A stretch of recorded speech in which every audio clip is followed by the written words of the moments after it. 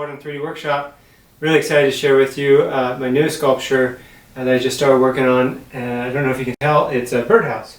And the house itself is an old oil can that I found out in the forest while I was hiking. And you can see a shell symbol there.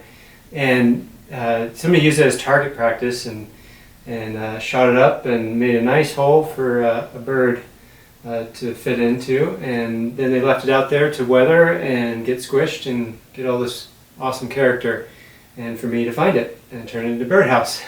And then it's nestled nicely in this piece of juniper here, which has all this wonderful lichen growing on it, you can see, which adds so much color and life to the sculpture. Yeah, just really excited to see what bird is going to be living in this birdhouse and to share that with you the next session.